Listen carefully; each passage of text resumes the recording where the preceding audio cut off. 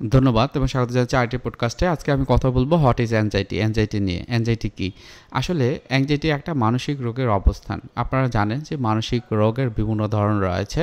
আমরা ডিএসএম বা diagnostic and statistical manual অনুযায়ী প্রায় 200-র উপরে কিন্তু আমরা ডিসঅর্ডার বা মানসিক রোগগুলো পেয়ে থাকি।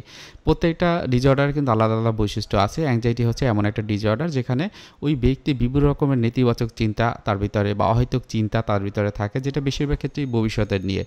যখন এই চিন্তাগুলো একটু অতিরিক্ত মাত্রায় হয়, তখন কিন্তু দেখা যায় যে শুধুমাত্র এটাই না, এর সাথে সাথে বিভিন্ন রকমের শারীরিক পরিবর্তন বা শারীরিক চেঞ্জ কিন্তু দেখা দেয়।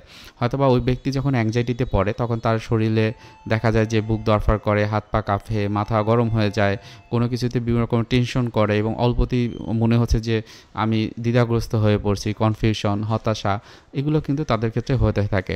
এই অ্যাংজাইটিটা যদি এরকম হয়, যদি সঠিকভাবে আপনি যদি মেজারমেন্ট করা বা অ্যাসেসমেন্ট করে ট্রিটমেন্ট না নেন, তাহলে এটিই পরবর্তীতে হয়তোবা অন্যান্য যে মানসিক সমস্যাগুলো আপনারা জানেন, ওসিডি বা অবসেসিভ কম্পালসিভ ডিসঅর্ডার, ডিপ্রেশন বা অন্য যেই ডিসঅর্ডারগুলোই থাকুক না কেন, সেই ডিসঅর্ডারগুলো কিন্তু হওয়ার সম্ভাবনা থাকবে। সো যত দ্রুত সম্ভব আপনার মানসিক সমস্যার জন্য চিকিৎসা নেবেন, এই অ্যাংজাইটির জন্য চিকিৎসা নেবেন, দেখবেন আপনার যে সমস্যাগুলো সেগুলো মোকাবেলা করতে পারবেন খুব সহজেই।